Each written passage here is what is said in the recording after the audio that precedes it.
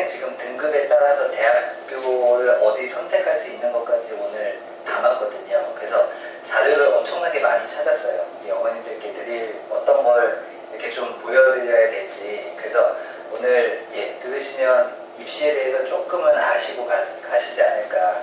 그래서 대입 이해와 전략인데 2018년 내년 지금 이제 고2들에 좀 초점을 맞춰져 있는데 고1들도 똑같아요. 고1까지는 거의 변화가 없을 것 같고요.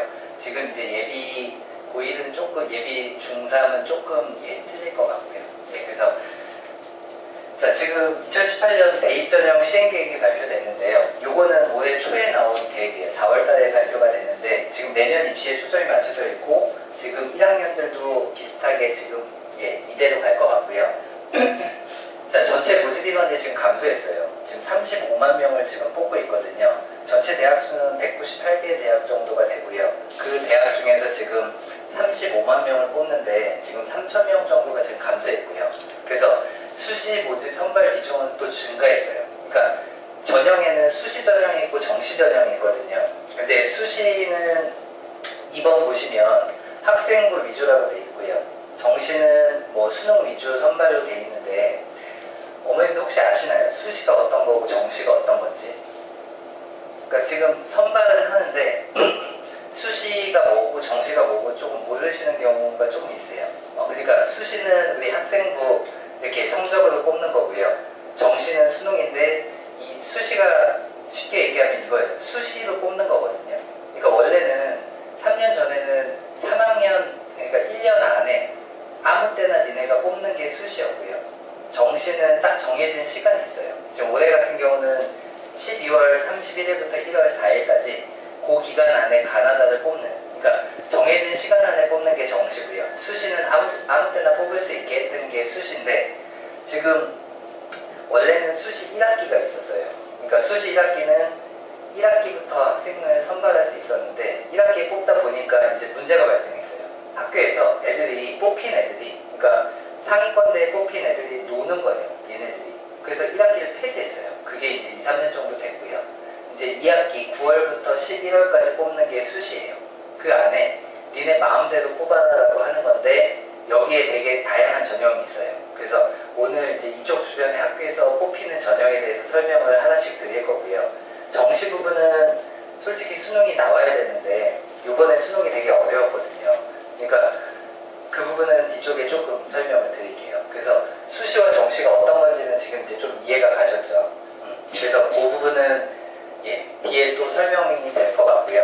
그 다음 3번은 논술고사 시행대학이 지금 이번에는 30개 대학이 보고 있고요. 지금 내년에는 31개 대학으로 하나 느는데 고대가 논술을 폐지했어요.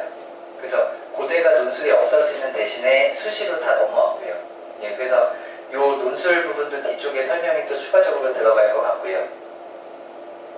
그 다음에 이제 내년에 가장 큰 변화가 이 4번이에요. 수능에서 영어 절대평가로 바뀌면서 1등급에서 4등급까지 이제 등급이 딱딱딱 나눠지게 되는데 지금 요번, 그러니까 쉽게 나오는 수능에서는 영어가 1등급이 98.1등급이었고요.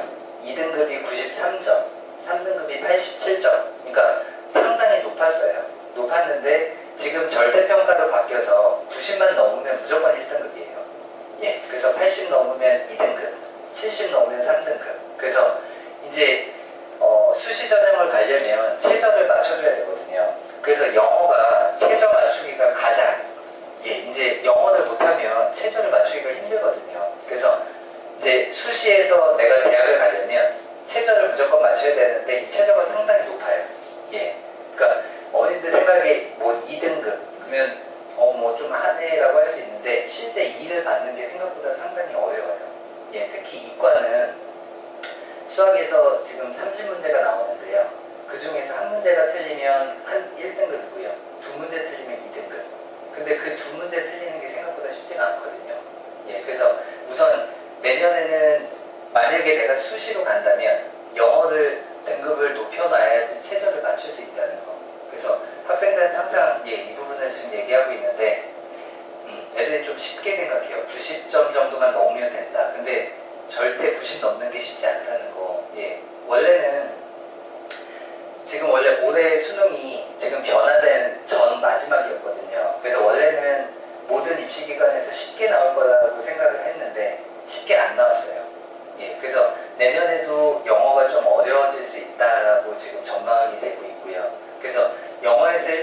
맞으면 수시 전형 지원하기가 훨씬 쉬워져요. 그래서 영어 부분을 조금 애들이 신경을 써야 될 것 같고요. 자, 모집 인원은 지금 정시와 수시, 자 100명이라고 보시면 30명이 정시였고요. 지금 올해 입시고요. 수시가 70%를 지금 뽑는데 내년 지금 2018년에는 수시가 74%예요. 그러니까 74명이 지금 수시를 뽑는 거고요. 정시가 26명인데 이 중에 예체능이 있어요. 그러니까 실제는 22명 정도. 그러니까 이 정시로 가기에는 진짜 힘들어요. 그러니까 지금 서울대도 마찬가지고요. 위쪽 대학들이 수시로 인원을 엄청 많이 뽑기 때문에 지금 학부모님들이 정시로 간다라고 생각을 하시면 문은 되게 좁아요. 근데 갈 수 있어요. 갈 수 있는데 그러니까 이 부분도 뒤에서 조금 설명을 드릴 건데 우선은 수시, 지금 2학년 같은 경우는 조금 늦은 감이 있어요. 왜? 준비할 것들이 지금 되게 많은데 시간이 벌써 2년이 흘렀거든요. 근데 1학년하고 예비 지금 고1 같은 경우는 수시에 진짜 올인을 해야 돼요. 왜냐면 지금 이게 2018인데 2019는 이게 더 올라갈 것 같거든요. 예, 2022년 서울대 입시에서 지금 전체 다 수시로 뽑겠다고 지금 발표가 돼 있어서 만약에 정시가 서울대에서 안 뽑아지면 밑에 학교도 점점 정시를 줄이게 될 거예요. 그래서 수시 이 부분이 정말 지금 중요해졌다는 거. 예, 그래서 그 부분을 좀 어머님들께 말씀을 드리고 싶었고요. 예. 자, 그럼 오늘 이제 오셔서 확실히 알아야 될 게 이 수시 전형이 이 네 가지가 있거든요. 자, 요거 말고도 원래는 택기자 전형이라는 게 있고요. 농어촌 전형 뭐 여러 가지가 있는데 우선 저희 이쪽 인문계에서 갈 수 있는 전형이 이 대표적으로 네 가지예요. 그래서 학생부 교과 전형, 종합 전형, 그 다음에 논술 전형, 적성고사 전형 이렇게 네 가지에 대해서 오늘 설명을 드릴 거고요. 그 다음에 이 정시 전형은 이제 아까 얘기했듯이 12월달 이건 수능 보고서 이제 하는 거기 때문에 이거는 이제 뒤에 살짝 설명을 좀 드릴게요. 그래서 오늘 요 네 개 전형에 대해서 확실하게 알고 가셔야지 오늘 여기 오신 거 뭔가 얻어 가실 수 있을 거예요. 예. 자, 이 부분은 파란색은 지금 요 내용들은 책에 다 있어요. 집에서 한번 싹 보시면 될 것 같고요. 지금 이 파란색이 전체 대학이고요. 예, 요 파란색이 전체 대학이고 이 빨간색이 지금 주요 15개 대학, 그러니까 서울 중상위권 대학의 그 비율을 나타낸 거고요. 요 첫 번째 표 한번 설명을 살짝 드릴게요. 지금 수시 교과인데 교과에서 40%를 뽑아요. 전국 대학에서. 근데 상위권 15개 대학을 보시면 15개 대학을 보시면 7.1%밖에 안 뽑거든요. 예, 이 얘기는 뭐냐면 상위권들, 뭐 예를 들면 연대를 예를 들면 연세대학교에서 학생을 뽑으면 각 학교에 1등 애들이 다 올 거예요. 그럼 얘네들 가지고 뭔가 뽑으려면 내신은 다 1등급이기 때문에 뭔가 다른 부분을 뭐 확인할 방법이 없어요. 그래서 교과가 적은 거예요. 상위권 대는. 근데 만약에 수도권, 경기권이나 아니면 경기권을 벗어난 대학은 교과 우수한 애들을 뽑기 위해서 교과 전형을 엄청나게 늘려놨어요. 그러니까 실제로는 이 교과 전형은 수도권이나 지방대학교에서는 거의 교과 전형을 뽑게 되는 거고요. 종합 전형은 지금 이게 이제 종합 전형인데 지금 거의 40%가 가까이 되는데 이게 지금 주요 대학 15개를 어디 잡냐에 따라서 틀려지는데 고대 같은 경우는 지금 거의 80%를 이 종합 전형으로 뽑아요. 그러니까 이 서울권에 가려면 종합 전형으로 가야 된다는 거. 그러니까 교과보다는 각각 다 설명을 또 드릴 거예요, 어머님. 그러니까 우선은 지금 이렇게 종합 전형이 서울권에서는 매우 중요하다는 거. 근데 지방으로 가면 교과 전형이 중요하고요. 지금 논술 전형도 보시면 서울권은 엄청나게 높아요. 근데 지방으로 전체적으로 따졌을 때는 퍼센트가 되게 작은데 서울권은 거의 논술을 보고 있어요. 그래서 내가 만약에 우리 자녀가 어머님들 다 똑같잖아요. 서울권 보내시는 게 우선 1순위고 그 안에서도 더 좋은 데를 보내주고 싶으신 건데 지금 종합 전형과 논술 전형, 근데 논술 전형은 조금 쉽지 않고요. 예, 학생들이 정말 책도 많이 읽어야 되고요. 다양한 활동들을 하면서 이게 쌓여가는 거기 때문에 이 부분도 대비하는 방법은 이따가 말씀을 드릴 거예요. 그래서 우선적으로는 서울권은 종합 전형과 논술 전형, 그 다음에 나머지는 이제 지방 뭐 이쪽으로 간다는 거, 예, 이렇게 아시면 될 것 같고요. 자, 그러면 교과 전형부터 말씀을 드릴게요. 지금 이 학생부 교과 전형은 말 그대로 교과예요. 우리 지금 학교 내신 성적으로 가는 게 이 교과 전형이거든요. 그래서 이 교과 전형은 교과 성적이 절대적이에요. 그러니까 다른 거 안 보고요. 교과 성적 우수한 애들만 뽑겠다는 거예요. 그래서 교과 전형으로 가면 거의 지금 서울권에 있는 밑에 있는 학교들도 지금 뭐 1점 후반대, 2점 초반대 이 정도도 매우 높아요. 그래서 이 부분은 진짜 상위권들. 근데 수능이 너무 안 나오는 애들. 얘네들이 지금 이 교과 전형을 조금 준비를 하고 있는데 그래도 위쪽 대학은 수능 최저라는 게 다 들어가 있어요. 예, 그래서 이 교과 전형으로 가기는 조금 힘들다. 서울권은. 진짜 위쪽 등급이 아니면 얘는 가기 힘들고 수도권이나 밑에 쪽은 이 교과 전형이 조금 많아요. 그래서 그쪽은 이쪽으로 많이 뽑는 거고요.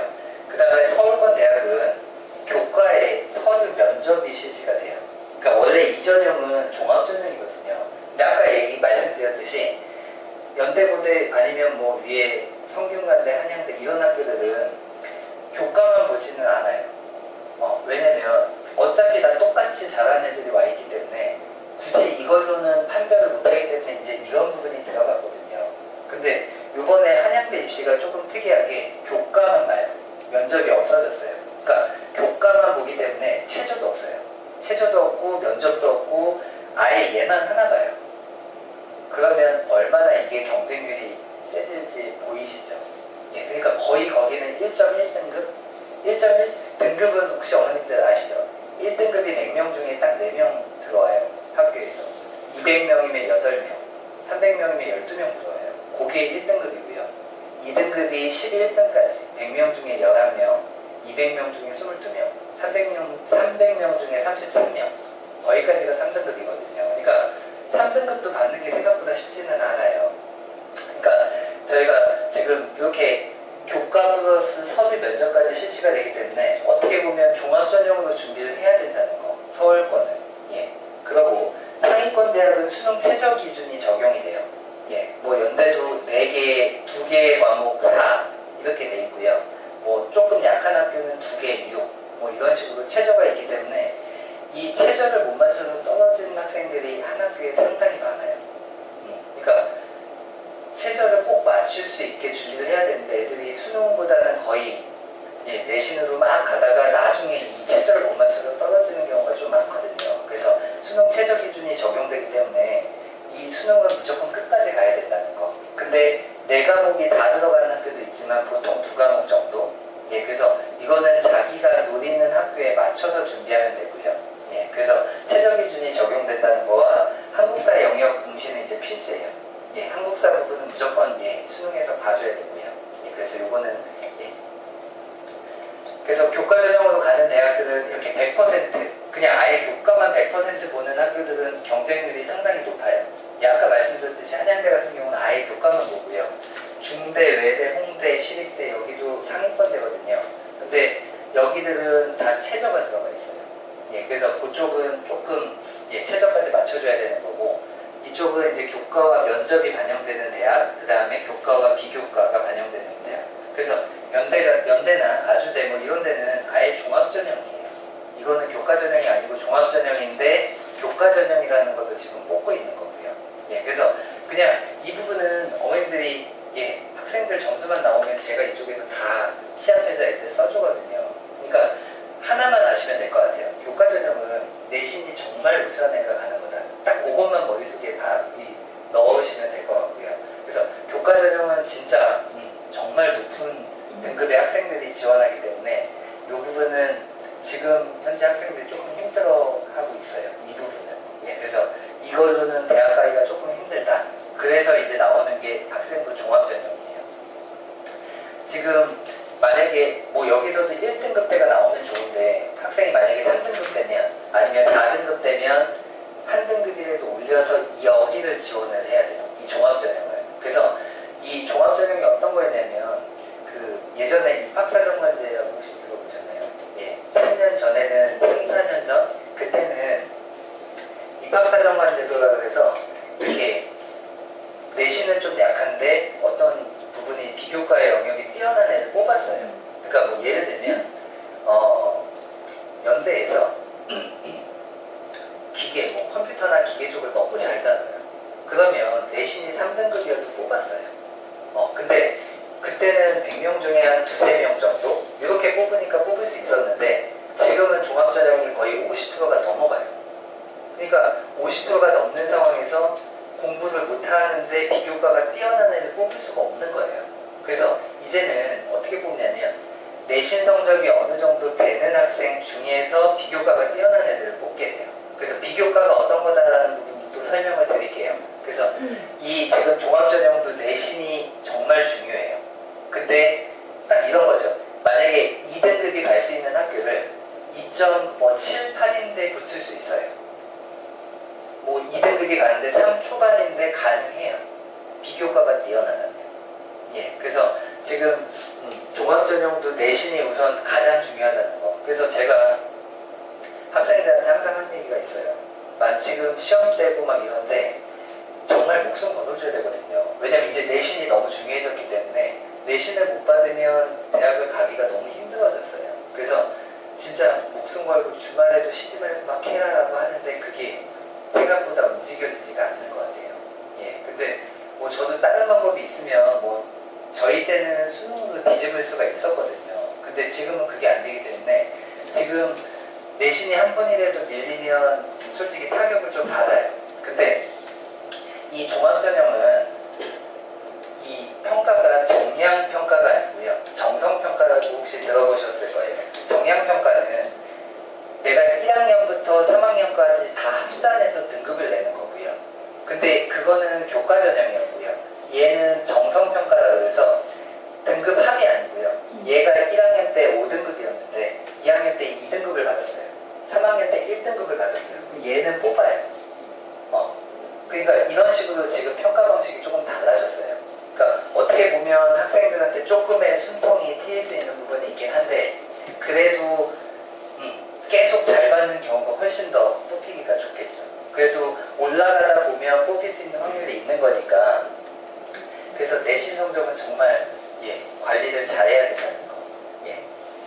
그래서 이 내신 성적이 무조건 다 1학년 때 못 봤다고 해서 망하는 건 아니고요. 1학년 비중이 한 20% 정도 돼요. 100% 중에. 그 다음 2학년께 40%, 3학년 1학기 하나가 40%예요. 그러니까 3학년하고 2학년 것만 잘해도 80%이기 때문에 내신을 지금 1학년들은 정말 열심히 내신을 준비하는 수밖에 없고요. 그래서 내신이 가장 중요하다. 그래서 이 부분도 생각을 하셔야 되고요. 조금 떨어져도 붙을 수 있는 방법은 뒤쪽에 말씀을 드릴 거예요. 자, 그 다음에 이 2번이 이제 확실해야 돼요. 꿈과 목표가 분명하지 않으면 이 종합전형을 쓸 수가 없어요. 그러니까 뭐 예를 들면 내가 기계과를 갈 거야. 아니 그러니까 뭐 자동차를 만들 거야 라는 꿈이 생기면 그 꿈을 위해서 준비를 해야 되잖아요. 그래서 난 자동차과를 가기 위해서 뭔가 대학을 알아보고 그 다음에 내가 고등학교 때 어떤 부분을 준비하고 자동차과 같은 경우는 뭐 기계과이기 때문에 물리, 뭐 역학 이런 것들이 중요하거든요. 그럼 물리나 이런 거에 더 내가 열심히 해주고 그러니까 자기 목표와 꿈에 대해서 준비를 해야 돼요. 이게 스토리거든요. 그러니까 그냥 하는 게 아니고 스토리를 만들어 가셔야 돼요. 1학년 때 내가 이런 부분을 했으면 2학년 때는 내가 원하는 학과 전공에 맞춰서 계속 준비를 해가야 되거든요. 그래서 이게 학생들이 되게 힘들어해요. 왜? 꿈과 목표가 없는데 자꾸 정하라고 하니까. 꿈과 목표가 있으면 당연히 내가 뭔가 이거 하고 싶어 이러는데 없어도 지금은 정해놔야 돼요. 정해놓고 여기에 맞춰서 내가 준비를 하다가 바꿔도 상관없어요. 왜냐면 1, 2학년 때 내가 어떤 부분을 이렇게 막 준비를 했어요. 기계과에 뭐 자동차 쪽을 할 거야 라고 준비했는데 3학년 때 생명공학이 너무 좋은 거예요. 그럼 바꾸면 분명히 손해잖아요. 바꿨으니까. 근데 바꿔도 입학사정관들은 1, 2학년 때 얘가 이 꿈을 위해서 준비한 과정을 봐요. 그러니까 결과가 아니고요. 얘가 어떤 과정을 통해서 준비했고 내가 그 과정을 이루기 위해서 어떤 걸 했는지 이런 부분을 보기 때문에 바뀌어도 상관없는데 1학년들은 반드시 이 부분이 확실하게 정리가 돼야 돼요. 그러니까 지금 뭐 적성 뭐 어떤 테스트 학교에서 다 하거든요. 가이던스 뭐 이래가지고 인적성 다 하기 때문에 거기 포맷에 찾아가지고 분명히 이 부분을 기록을 하셔야 되고요. 그 다음에 이제 서류 대비가 있는데 이게 이제 학생부 종합, 이 학생부를 이따가 나눠드릴 거예요. 예, 저희 이제 좀 잘 관리가 된 학생부가 어떤 거다라는 걸 보시면 어머님이 이제 이렇게 애들한테 학생부 띄우라고 하셔서 보시면 아실 거예요. 정말 우리 애가 지금 아직 많은 걸 해야 되겠구나 이걸 느끼실 건데 이따가 저희가 잘 된 학생 기록부를 보여드릴게요. 그래서 이 학생부를 어떻게 이제 준비해야 되는지 이게 오늘 어머님들께 제일 말씀드리고 싶은 부분이고요. 뒤에 아주 자세하게 설명을 드릴 거예요. 그러니까 학생도 잘 모르고요. 어머님들, 그러니까 저도 입시를 계속 하지만 워낙 이게 바뀌기 때문에 작년에는 독서가 그렇게 중요하지 않았던 게 올해 너무 중요해지는 경우가 되고요. 이게 왔다 갔다가 해요. 그래서 오늘 그 부분을 확실하게 좀 정리를 시켜드릴게요. 그래서 학생부 부분을 확실하게 준비해야 된다는 거. 그 다음에 학교 생활을 성실하게 해야 돼요. 왜냐면 학생 기록부를 전부 다 선생님이 써주세요. 그러니까 선생님이 써주는데 수업 시간에 자고 있고 이러면 이 학생 기록부가 엉망으로 나와요. 그래서 모든 수업에 열심히 듣고 참여하고 이 부분이 돼야 돼요. 그래서 그 부분도 뒤쪽에 이제 생기부 얘기하면 이래서 애들이 열심히 해야 되는구나라는 게 보이실 거예요. 그래서 학교 생활에 정말 열심히 해야 된다는 거. 그 다음에 이 면접 준비. 이 면접은 그러니까 학생부 종합 같은 경우는 서류 대비하고요. 면접이 들어가 있는데 이 면접은 뭘 물어보냐면 이 서류 부분이 제대로 이렇게 맞게 썼는지 그 부분을 좀 확인하는 과정이거든요. 그래서 독서 부분도 잘 물어보고요. 그래서 원래 학생들이 지금 독서 막 해가지고 올리는데 사기치는 경우가 되게 많아요. 인터넷 보고 대충 해가지고 올리는 경우가 있는데 이 면접에서 그 부분을 좀 많이 물어봐요. 그러니까 면접 부분도 준비를 좀 철저히 해야 된다는 거. 그래서 저희도 지금 고3들 같은 경우 저희도 면접 보는 애들은 저희가 이제 2주에 걸쳐서 대비를 시켜줬었고요. 확실히 대비를 하고 나면 자신감이 생겨요, 애들이. 그래서 요 종합전형은 우선 이 두 번째가 제일 첫 번째예요. 꿈과 목표가 정해져야 되고요. 그 다음에 성적과 학생부. 요 두 가지를 챙겨야 되는데 그 부분 뒤에서 생기부 말씀을 드릴게요. 그래서 아까 이 부분을 말씀드린 거예요. 학생부 종합이 이 정도로 서울권에서는 올라갈 수밖에 없는 게 아까 얘기했듯이 상위권대는 어차피 다 1등급이니까 얘네를 나눌 수 있는 방법이 서류로 이제 애들을 판별하는 거거든요. 그래서 이렇게 이게 높다는 거 한 번 더 보여드렸고요. 그 다음 논술고사인데 이 부분은 자세히 설명은 안 드릴 건데 상위권대에서는 거의 다 지금 보시면 경희대, 동국대, 서강대, 성균관대, 세종대 전체적으로 다 논술이 들어가 있어요. 근데 이 논술은 상위권 애들이 쓰면 제대로 나오는데 중하위권 애들은 쓰면 잘 안 나와요. 저희가 글쓰기 시켜보면 바로 나오거든요. 그래서 논술 부분은 위쪽 애들이 준비하는 거고 아래쪽 애들은 이렇게 조금 힘들 수 있어요. 그래서 보통 제가 이 논술 준비는 조금 학생들한테 시키진 않는데 얘는 좀 글 쓰는 게 좀 뛰어나다 이런 학생들한테만 좀 집중적으로 들어가고 아닌 경우는 차라리 비교과나 다른 걸 준비하라고 얘기를 해주거든요. 왜냐면 이게 경쟁률이 상당히 높아요. 막 30대 1, 많은 건 70대 1 막 이렇게 올라가거든요. 그러니까 만약에 50대 1만 돼도 한 학교 300명이면 그 중에서 6명 뽑는 거예요. 그러니까 이게 거의 로또 전형이기도 한데 상위권들은 확실하게 이게 논술 쓴 걸 보면 구분이 돼요.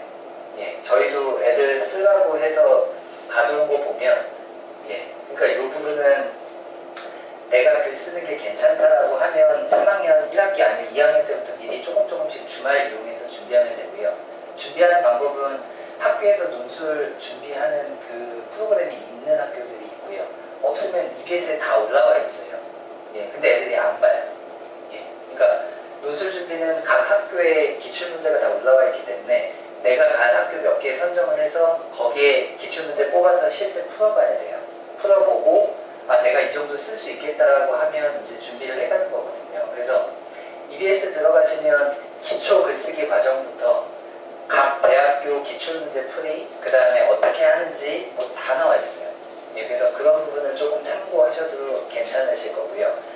논술은 수능 최저가 적용이 돼 있어요. 상당히 높아요. 예. 그러니까 뭐 의대 같은 경우는 4과목, 그러니까 3과목 4, 뭐 이렇게 되게 높게 설정이 돼 있기 때문에 100명 중에 일반고 같은 경우는 거의 한 50명 정도가 떨어진다고 보시면 돼요. 왜? 최저를 못 맞춰서. 예, 그래서 최저가 없는 학교가 이 학교들이거든요. 건대, 광운대, 한양대. 여기는 경쟁률이 넘쳐나요. 왜? 최저가 없기 때문에. 그래서 여기는 정말 들어가기가 쉽지 않은, 점수도 상당히 높고요. 경쟁률도 상당히 치열하기 때문에 그래서 학생들이 여기보다는 이쪽에 많이 지원을 해요. 예, 근데 내가 만약에 수능이 나온다면 이쪽을 지원하는 게 훨씬 유리하겠죠. 경쟁률이 내려가니까. 예, 그래서 논술 전형은 그냥 이런 거다라고 궁금하시면 물어보시면 제가 언제든 다 말씀드릴게요. 그 다음에 요거 이제 논술 문제들인데요. 뭐 그냥 언어 문제, 인문계는 언어 문제가 나오고요. 간단히 말씀드리면 지문이 한 3-4개가 나와요. 2개의 지문을 분석해서 이 질문에 대한 자기의 생각을 얘기하시고, 아니면 이 2개의 지문을 가지고 이 지문과 이 지문의 핵심 내용을 가지고 이 지문을 분석하시고, 뭐 이런 식의 문제도 나오고요. 그 다음에 이과 같은 경우는 수학에 나오는데, 수학은 지금 수능 저희 30문제가 나오거든요. 거기 제일 어려운 문제가 지금 30번이에요. 그 문제 맞추면 1등급이고요. 못 맞추면 이제 2등급으로 떨어지는 건데, 그 30번 문제 정도 수준? 예, 예전에는 그거보다 훨씬 위였어요. 대학 수학 가지고 거의 들고 왔거든요. 근데 이게 교과부에서 너무 이렇게 가지 말고 교과 수준, 그러니까 고등학교 수준에서 풀 수 있는 걸 내라라고 해서 지금은 많이 낮춰진 상태예요. 예, 그래도 문제가 쉽지가 않아요. 예, 그래서 지금 수학만 보는 학교도 있고 수학과 같이 보는 학교도 있고요. 그래서 요거는 뭐 지금은 고3들은 이제 조금씩 생각을 해봐야 되고 고2들은 아직 이 부분보다는 그냥 학교 내신에 올인하는 게 더 맞고요. 예. 그 다음에 이제 적성고사인데요. 요 적성은 미니 수능이라고 생각하시면 돼요. 이 적성에 쓰는 대학들을 보시면 뭐 서경대, 삼육대, 지금 2018 내년에는 서경대, 삼육대, 한성대, 이게 서울 하위권 대학교예요. 예, 처음 들어보시죠. 예. 근데 이쪽 대학교들도 지금 3등급 초반대가 나오거든요. 근데 요 적성 전형은 어떤 전형이냐면요. 3등급 중반부터 5등급 때까지 요 학생들이 요 적성 전형에 이제 준비를 하는 거고요.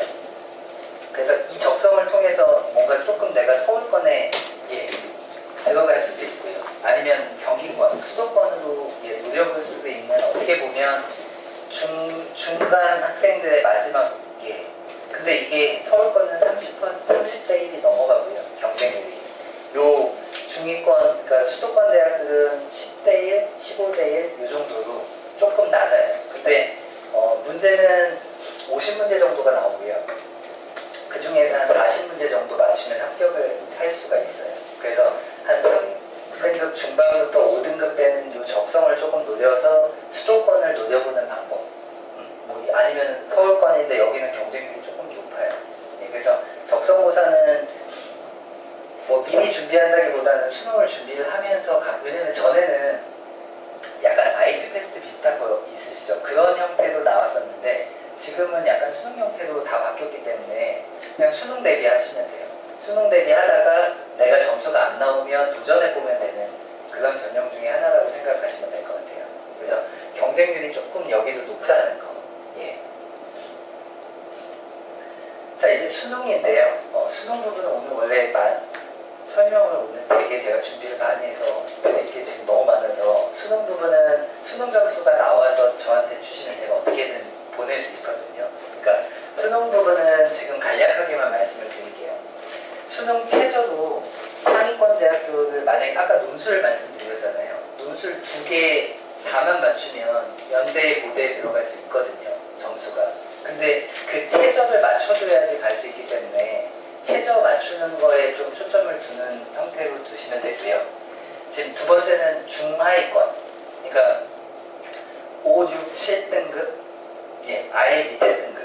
이 학생들이 수도권, 경기권으로 갈 수 있는 열쇠가 이 수능 전형이에요. 예, 되게 어떻게 보면 걔네가 어떻게 수능으로 가라고 할 수 있는데 실제로 수능 4과목이 다 들어가는 게 아니고요. 경기권은 3과목만 들어가요. 그래서 한 과목을 아예 접고요. 3과목만 목숨 걸고 가면 등급이 나와요. 생각을.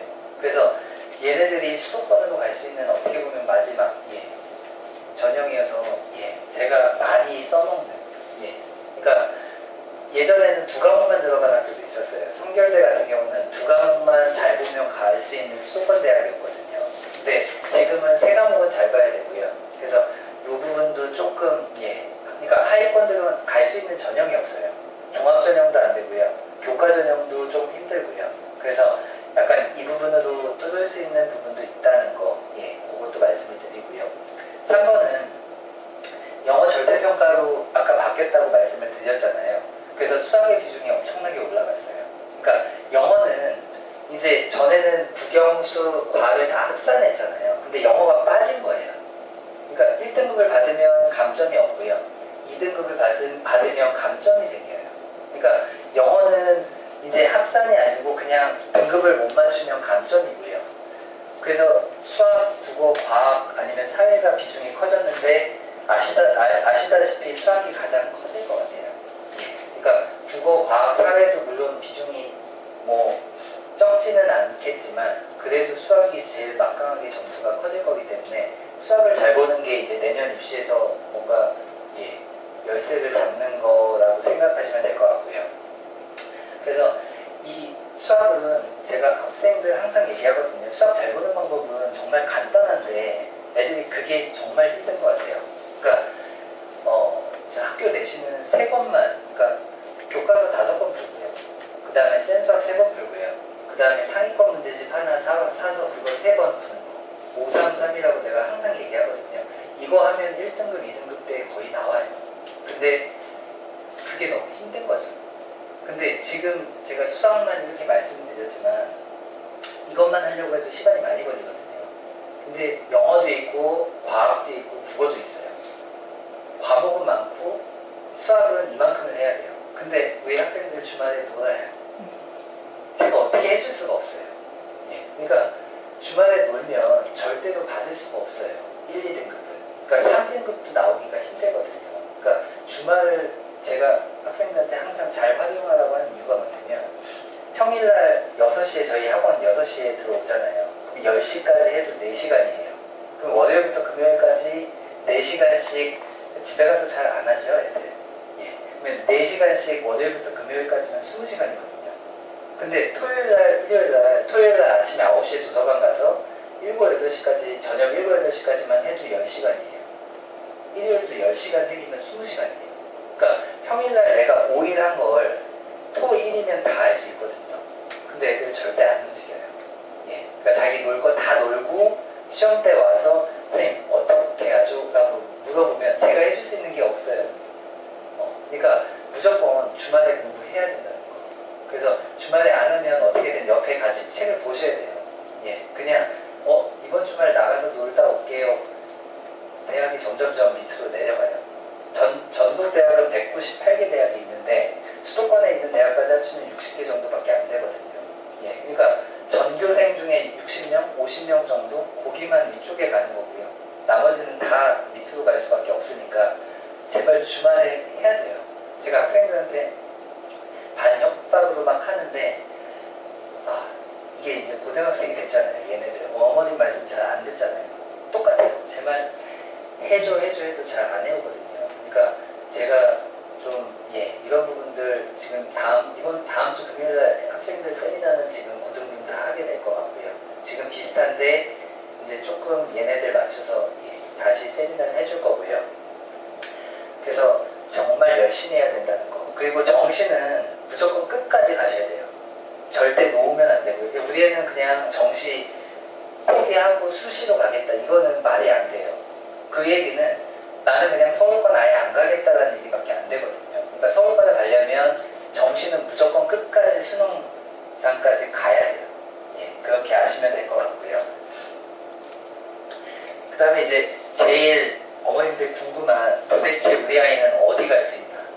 제가 이거 다 뒤졌어요. 전 지금 각각 학교들에 홈페이지 들어가시면 다 열람이 가능하게 올라가거든요. 근데 제가 이거는 거기에는 기재를 안 했어요. 왜냐면 이게 과가, 그러니까 어떤 학과는 되게 높은 학과가 있어요. 예를 들면 동국대 경찰행정 같은 경우는 지금 1.5, 1.4 이 정도 높거든요. 근데 동국대가 그 정도로 높은 학교는 아니에요. 그러니까 보통은 2점 초중반 이 정도인데 경찰행정은 1.55 뭐 이렇게 높기 때문에 제가 워낙 높은 학과는 제외하고 그냥 평균적으로 이렇게 잡았거든요. 그래서 이 부분은 학생들도 보여주곤 할 건데 거기 책자에는 좀 안 들어가 있어요. 그래서 지금 서울대 같은 경우는 지금 교과 전형이나 뭐 이런 전형 가면 1에서 1.5고요. 여기는 가려면 정말 1학년 때부터 탑을 쌓고 있어야 돼요. 근데 간혹 이런 경우가 있어요. 1학년 때 2등급이었는데 2학년, 3학년 올라가서 1등급을 받았다. 얘네 갈 수는 있는데 좀 힘들어요. 그러니까 진짜 1학년 때부터 제대로 받아낸 애들이 가는 거기 때문에 이 부분은 정말 내신 관리 철저히 해야 되고요. 내신으로만 가는 게 아니고 비교과까지 화려하게 나와야 돼요. 그래서 그 비교과 부분 뒤에 설명을 추가적으로 드리고요. 그 다음에 여기 이제 서울 상위권대학교인데 서강대, 성균관대, 한양대인데 여기도 교과는 1.1에서 1.4 별 차이가 없어요. 근데 이제 종합으로 오면 조금 틀려져요.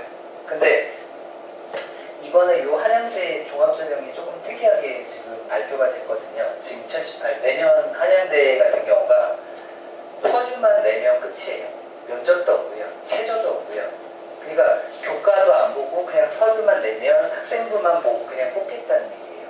그래서 뭐 입시기관에서는 한양대가 특목고 위주로 뽑겠다라는 걸로 지금 생각을 좀 하고 있는데 그냥 이 부분은 좀 특이한 부분이어서 만약에 우리 애가 비교과 진짜 뛰어나고 열심히 하면 그냥 찔러낼 수 있어요. 뭐 붙는다 이거는 제가 어떻게 말씀 못 드리겠지만 그만큼 지금 약간 특이한 전형으로 지금 가고 있는 게 한양대고요. 그래서 성균관대 보시면 뭐 1.3에서 2.5까지 이렇게 있는데 2.5면 우리 열심히 해서 여기 성균관대 보내면 되겠다라고 생각하실 수 있는데 이거는 약간 특목고 이쪽이 들어와 있어요. 이쪽은 지금 서울 상위권대이기 때문에 특목고 애들도 지원을 많이 하게 되거든요. 그래서 보통 제 생각은 이쪽 대학까지는 1등급, 그러니까 2등급 안쪽으로 들어와야지 가능한 학교다라고 생각하시면 될 것 같아요. 그래서 여기까지가 이제 서울 상위권 대학교고요. 그 다음에 이제 중위권 대학교. 뭐 경희대, 여긴 중상위 학교고요. 경희대, 중앙대, 외대, 시립대인데 지금 교과 전형은 상당히 좀 높고요. 근데 이렇게 교과 전형인데 조금 높은 데가 있어요. 여기 보시면 홍익대도 교과 전형인데 2.5에서 3.0이잖아요. 그럼 여긴 최저가 들어가 있어요. 그러니까 최저를 맞춰야 되기 때문에 애들이 지원을 안 해요. 그러니까 등급은, 그러니까 나는 내신이 좀 약한데 최저가 가능해. 그런 애들이 지원하다 보니까 조금 올라간 거고요. 그리고 제가 아까 말씀드렸듯이 종합전형은 지금 경희대, 중앙대, 외대, 시립대 명문대거든요. 근데 2점대가 가능해요. 종합전형으로. 그러니까 우리 애가 2등급인데 만약에 비교과만 화려하다면 요거는 제가 평균 낸 거기 때문에 보통은 2등급 안쪽에 들어가요. 그러니까 1등급 때부터 2등급인데 얘네도 지원은 가능하다. 이 부분을 좀 말씀을 드리려고 이렇게 평균을 낸 거고요. 상위권과 같은 경우는 1점대 1.78 이렇게 들어가고요. 하위권과 그게 이제 여기까지 걸친다라는 걸로 아시면 될 것 같아요. 그러니까 뭐 2등급 때인데 무조건 가는 건 아니고요. 그래서 제가 이 부분 조금 조심스럽게 만든 부분이 원래는 경희대라고 하면 경희대 학과를 다 보여드려야 돼요. 그러면 과마다 다 점수가 틀리거든요. 근데 그 부분은 홈페이지 들어가시면 다 확인이 가능하세요. 그래서 저는 그 부분보다는 그냥 요 정도 등급 때도 열심히 하면 여기에 갈 수 있다는 걸 좀 보여드리려고 이렇게 지금 정리를 한 거고요. 그 다음에 이제 건국대, 동국대, 홍익대 여기가 이제 중위권 학교고요. 여기도 지금 2점대부터 3점 초반도 지원해서 합격한 애들이 있더라고요. 종합전형. 교과전형은 2등급 안쪽에 들어오고 뭐 거의 2점 초반대에서 거의 결정이 나고요. 종합전형 같은 경우는 2등급 되면 여기도 노려볼 수 있다는 거. 그러니까 학생들이 열심히 준비하면 분명히 여기 중위권대학교 그렇게 건대, 동대, 홍대 그렇게 약하지 않거든요. 근데 여기도 노려볼 수 있는데 내신 관리가 안 되니까 못 가는 거예요. 제가 아까 종합전형 말씀드릴 때 가장 첫 번째가 내신이다. 내신이 있어야지 뭔가 내가 준비할 수 있다고 말씀을 드렸잖아요. 그래서 요 학교들도 분명히 학생들이 열심히 하면 예, 진입 가능한 학교들이라는 거. 그 다음에 이제 서울 예, 하위권대학교, 중하위권, 국민대, 광운대, 아주대, 성신여대, 세종대인데요. 여기는 교과전형은 높아요. 2.5 안쪽이고요. 종합전형은 3등급대 학생들이 생각보다 있더라고요. 예, 그러니까 우리가 3등급이네 그러면 수도권, 뭐 경기권이 아니고요. 여기도 써볼 수 있는 거예요. 만약에 비교과만 확실하다면.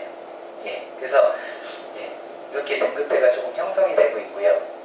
그 다음에 이제 서울 하위권대, 명지대, 상육대, 한성대, 서경대 여기들도 마찬가지 3등급대도 가능한 학교들이에요. 예, 그래서 이 부분도 조금 예, 참고하시고요. 더 궁금한 거는 저희 이제 지금 블로그 홈페이지랑 블로그에 각 학교들 그 점수들을 올려드릴 거예요. 한 번에 다 올려드리지 못하고요. 차례대로 이제 올라가기 시작할 건데요. 거기 이제 확인해 보시면 이렇게 나온 게 아니고 과별로 나오는 거예요. 과별로 몇 점에서 몇 등급 애들이 이 통과가 된다는 게 나오는데 만약에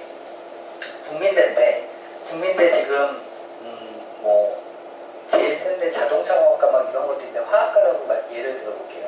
화학과 같은 경우는 그렇게 높은 건 아니거든요. 그러면 평균이 뭐 3.1이라고 찍힐 거예요. 그럼 평균이에요. 3.3도 가능한 거예요.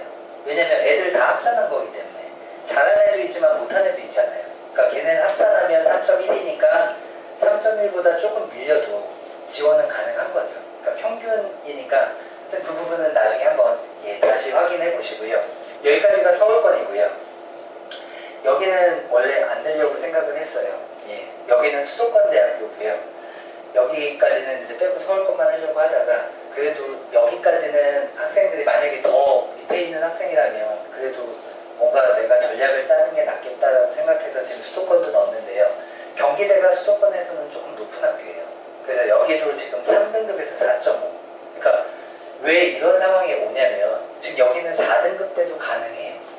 예, 그러니까 우리 애가 4등급이 나와도 너 갈 수 없다는 게 아니고요. 뭔가 준비만 하면 가능하다는 거. 이쪽은 왜 혼란이 오냐면 아까 여기하고 서울 하위권대 있었잖아요. 여기는 비교과가 그러니까 학생부가 애들이 화려하지가 않아요. 상도 몇 개 없고요. 뭐 준비한 게 비슷비슷해요. 그래서 비교과만 확실하면 집어넣어서 뒤집을 수 있는 여력이 있다는 거. 예, 그래서 그 부분들을 좀 얘기 드리려고 지금 요거까지 같이 넣은 거고요. 그래서 내가 그러니까 3등급 때만 나오면 그래도 경기권은 입성이 가능하다. 예, 이렇게 생각해 주시면 될 것 같고요. 자, 지금 이제 이 부분에 대해 설명을 드릴 건데, 예, 제가 잠깐 저희 학생 기록부를 먼저 보여드릴게요. 예, 그거 보여드리고 혹시 차 주실 분들 잠깐 한 3분 정도 한번 보시고 제가 더 말씀을 드릴게요. 지금 드리는 학생 기록부는 제가 자세히 설명을 드릴 건데 저희 학생 중에 좀 잘했던 학생인 거거든요. 그러니까 한번 쭉 그냥 한번 훑어보시면 될 것 같아요.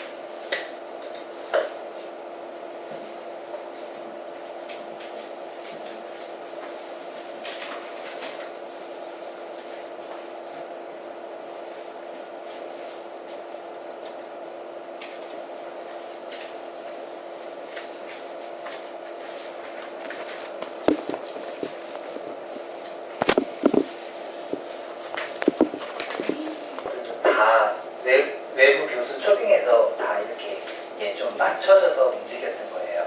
그래서 약간 좀 그래서 제가 이걸 보여드린 건 이렇게 만들려는 게 절대 아니고요. 저희 애 보내야 되잖아요. 대학교 보내기 위한 전략을 지금 말씀을 드리려고요. 지금 보시면 이렇게 1번부터 10번까지가 있어요. 생기부에. 근데 지금 이 부분 이게 비교과예요. 지금 이게 이제 대학에 넘어가는 거고요. 이걸 가지고 대학에서 뽑아요. 그러면 대학에서는 딱 두 가지밖에 없거든요. 그러니까 이 내신 들어간 거하고 이걸 읽으면서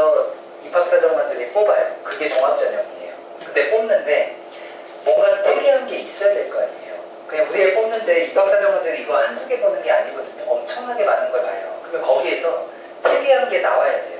그게 안 나오면 절대 얘네가 안 뽑아요. 예, 그래서 어떻게 하면 특이한 걸 만들 수 있을지, 어떻게 하면 얘가 이 부분을 채워나갈 수 있을지. 그래서 아까 종합전형 얘기할 때 학교생활 충실하게 해야 된다고 했던 이유가 뭐냐면 이거 다 선생님이 써줘요. 이 학생이 쓰는 게 절대 아니고요. 선생님이 써주기 때문에 선생님하고 친해져야 되고요. 수업 시간에 자면 안 돼요. 만약에 내가 국어 시간에 자고 있는데 선생님이 이 학생은 너무 훌륭하게 수업에 열심히 참여하고 이렇게 절대 안 써줘요. 그러니까 수업 시간에 적극적으로 해야 되고 그 다음에 선생님하고 친해지고 내가 뭔가 발표, 수행평가 이런 거 다 챙겨야 돼요. 네, 그래서 이제 이 1번부터 10번 중에 제일 중요한 게 우선 하나씩 말씀드릴 건데 수상 경력, 상. 지금 아까 그 학생 같은 게 거의 20개 가까이 상이 타져 있거든요. 그래서 수상 경력, 그 다음에 진로 희망, 그 다음에 창의적 체험 활동, 그 다음 뭐 교과 발달, 독서. 여기까지가 지금 저희가 이제 채워 나가야 되는 부분이고요. 자, 이제 생활기록부 이거 어머니들 학생들 띄워오라고 하면 다 띄워오거든요. 그 보시면 뭔지 모르세요, 잘. 그러니까 막 써있긴 한데 뭐가 중요하고 뭐가 안 중요한지 모르시거든요. 그래서 어떻게 보는지 오늘 정확히 말씀을 드릴 거고요. 학생이 띄워왔을 때 너 지금 요게 조금 더 해야 되겠다. 뭐 여기 다니고 있는 학생들이야 제가 다 얘기를 해줄 건데 그게 아닌 경우는 이 부분에 대해서 이제 학생하고 얘기를 해야 되고요. 그래서 뭐 1번, 2번, 3번까지는 상관없는데 이 출결이 무단이 생기면 안 돼요. 무단은 조금 치명적이에요. 왜냐면 이 출결은 성실성을 보는 거거든요. 이 학생이 얼마나 성실하냐. 근데 무단이 찍히면 성실하지 않다는 거거든요. 그래서 만약에 얘가 아침에 늦잠 자면 약국이라도 들렸다라든지 아니면 전화를 해주시면 변결로 처리가 돼요. 그래서 요거는 조금 무단 생기지 않게 조금 조심해 주시면 될 것 같고요. 뭐 지각 뭐 이런 거 한 번 뭐 이런 거는 크게 그렇진 않는데 이제 무단 결석 뭐 이런 거는 조금 타격이 있어요. 자, 이제 가장 중요한 상 이걸 많이 타야지 좋거든요. 근데 그냥 타는 게 아니고요. 아까 만약에 내가 기계과를 갈 거면 만약에 뭐 예를 들면 뭐 연세대 기계과를 갈 거예요. 연대 기계과를 가려면 기계과에서 제일 필요한 거는 수학과 물리거든요. 그래서 수학하고 물리상이 많은 게 좋고요. 그 다음에 대학교를 가면 전공이 다 영어 원서예요. 그러면 당연히 영어 쪽도 또 있으면 좋겠죠. 그러니까 내가 공부할 전공에 필요한 상들이 있는 게 좋아요. 근데 막 글쓰기 상 물론 있으면 손해는 아닌데 내 전공에 필요한 상들을 입학사정관들이 추릴 거예요. 그래서 그게 한 3개에서 5개 정도가 되면 플러스 점수를 받아요. 그러니까 하나 이거는 조금 힘들고요.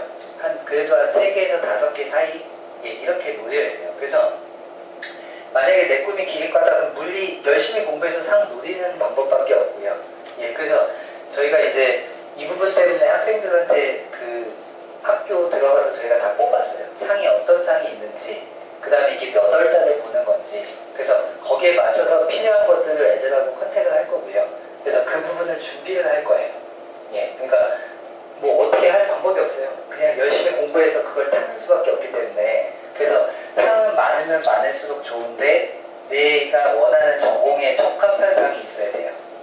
그래서 근데 아까 서울 하위권이나 수도권 같은 경우는 상이 몇 개 없어요, 애들이. 그러니까 내가 열심히 해서 상 몇 개라도 더 타면 거기 들어가기가 훨씬 유리한 거죠. 그래서 요 상은 정말 많으면 많을수록 좋다. 근데 지금 특히 상이 없는 학교가 지금 수도여고, 그러니까 상이 많이 없고요. 성보고가 좀 많은 편이고 신림도 상이 많지는 않아요. 그래서 많지 않지만 그래도 노력해서 받아야 된다는 거. 요번에 저희 그 학생 중에 하나가 진짜 성적이 낮은 학생인데 영어 그 말하기 대회 거기에서 동상을 받았어요.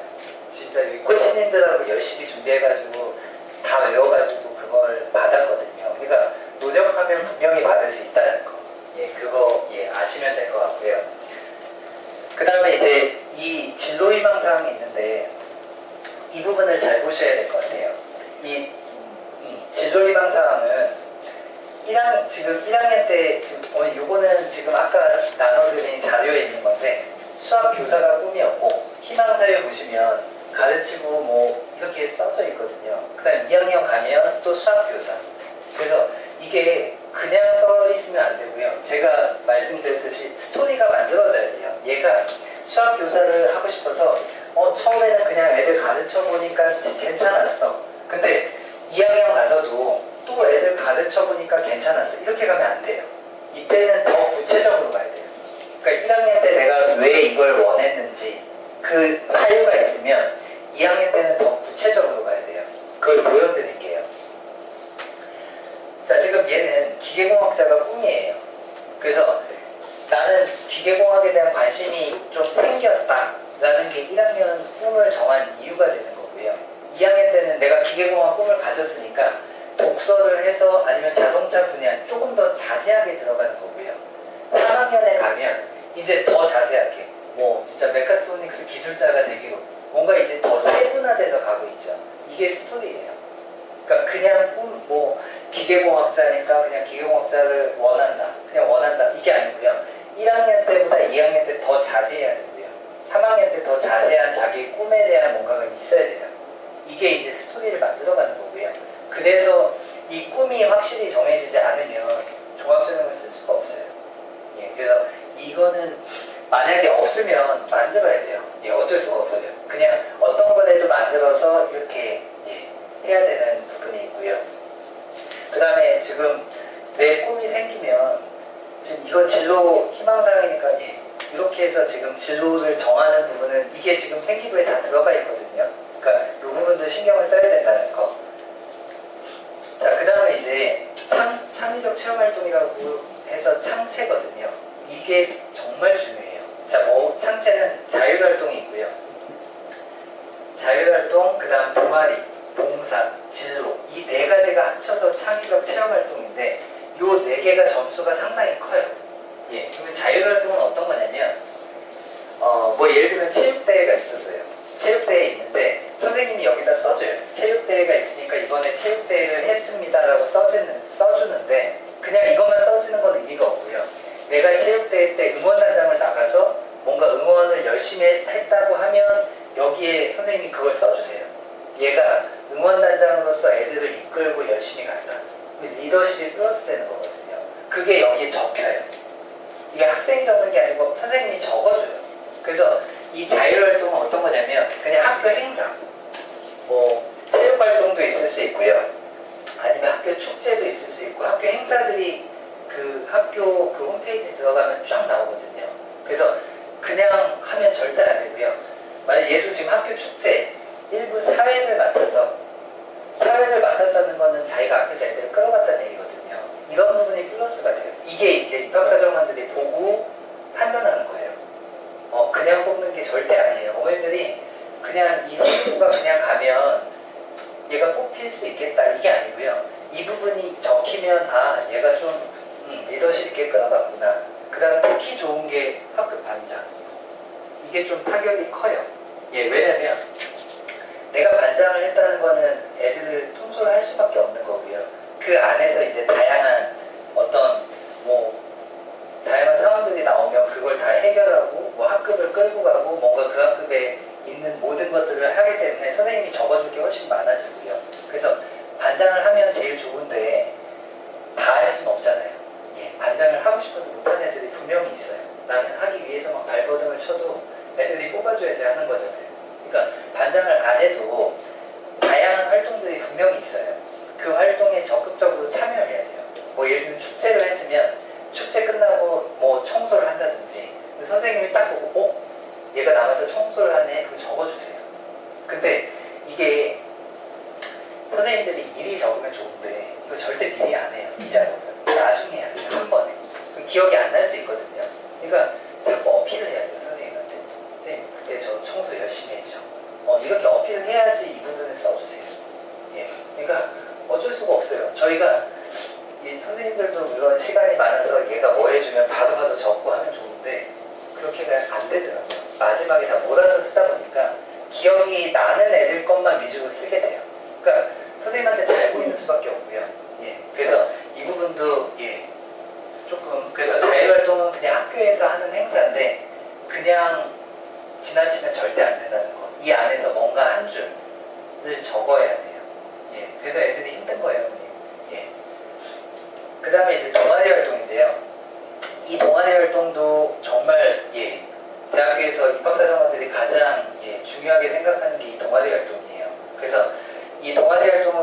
그냥 학교에서 있는 동아리가 있고요. 2학년 때 자율 동아리라고 해서 애들이 만드는 동아리가 있어요. 그러니까 뭐 예를 들면 아까 기계공학자가 나왔잖아요. 그러면 1학년 때는 그냥 수학 동아리를 들어가서 하고요. 2학년 때는 자율 동아리를 만드는 건데 물리 쪽을 만드는 거예요. 그러니까 이 기계과는 물리나 역학이 중요하다고 했잖아요. 그래서 물리 동아리를 만들어서 자동차에 대해서 뭔가 알아보는 동아리. 이렇게 가면 자기 꿈하고 연결된 동아리가 되거든요. 이렇게 아무 동아리나 들어가면 절대 안 돼요. 학생들 보면 막 탁구 동아리. 박사정원들이 안 뽑아요. 예, 그러니까 그런 동아리보다는 내 꿈에 맞는 동아리를 찾아가야 돼요. 예, 그래서 뭐 그런 부분도 있으니까 이 동아리는 그리고 동아리도 그냥 동아리 이렇게 임원 한 5-6명이 모여서 하거든요. 근데 그냥 임원이 되면 그 안에 이렇게 속해 있으면 안 되고요. 차장이 됐든 부장이 됐든 애들을 끌고 가야 돼요. 그래야지 거기 부분에 리더십이 플러스가 돼요. 그러니까 이게 애들이 정말 힘들어요. 저도 애들 이런 거, 야 동아리 이번에 새로 하나 만들어서 네가 애들 끌고 가. 근데 서로 하려고 하거든요. 예, 왜냐면 서로 해야지 이게 선생님이 적어주기 때문에. 예, 그래서 이 동아리 부분도 예, 2개 정도 예, 해야 되고요. 꼭 해야 되는 게 내가 원하는 그 꿈에 맞는 동아리를 이어가셔야 돼요. 예, 그래야지 점수가 플러스돼요. 안 그러면 이게 예, 받아낼 수가 없어서 예, 그걸 좀 애들한테 항상 얘기해주고 있고요. 그 다음에 이 봉사활동인데요. 이 봉사활동을 잘 아셔야 되는 게 지금 이거 성보고등학교 지금 예, 봉사활동 쭉 적은 건데 여기 앞에서 보시면 학교라고 적힌 게 있어요. 학교. 그 다음에 개인이라고 적힌 게 있어요. 근데 학교에서 적힌 거는 별로 의미 없어요. 왜냐면 청소, 쓰레기 분리수거, 청소 뭐 이런 거거든요. 이거는 입학사정관들이 안 봐요. 근데 봉사활동은 매우 중요하거든요. 뭘 보냐면 개인으로 적힌 거, 방과 후 학습 도우미 뭐 이런 것들 아니면 쭉 보시면 예, 개인이 한 거 이런 것들이 좀 중요한데 그냥 하는 거는 진짜 의미가 없고요. 이거는 합격한 학생의 어떤 그 동아리 그 봉사활동인데 월 1회 정기적으로 이게 중요한 거예요. 지속적으로 가는 봉사활동. 그러니까 한 번 하고 방학 때 몰아서 하고 학기 중에 안 하고 방학 때 몰아서 하고 이거는 진짜 의미가 없고요. 이렇게 매달 아니면 뭐 방학 때마다 하는데 일정한 그러니까 고정된 곳을 가시는 게 좋아요. 그러니까 양로원을 가면 방학 때 내가 양로원 했고 여름방학 때 겨울방학 때 또 그 양로원 가서 했고 이렇게 지속적으로 똑같은 곳을 가야지 왔다 갔다 하면 예, 입학사정관들이 이거에 대한 취급을 안 해주고요. 그리고 이 봉사 이렇게 정기적으로 하고 꾸준히 하는 거는 거기 생기부에 칸이 있어요. 봉사활동 칸이. 그 칸이 비어있거든요. 근데 꾸준히 한 것만 적어줘요. 그 칸에다가. 그래서 그 칸이 채워져 있다는 건 얘가 꾸준히 하고 있다는 얘기예요. 예, 그래서 이 봉사 부분도 그냥 이렇게 애들 막 맡겨서 가면 안 되고요. 이제 전략적으로 움직이게 하게 해야 돼요. 그래서 이렇게 뭐 부모님과 함께 가는 거 정말 좋고요. 어머님들 같이 자녀하고 봉사활동 하셔도 되고 지금 여기 밑에 보시면 부모님과 함께 태풍 피해 지역을 방문해서 이런 거는 되게 플러스적이고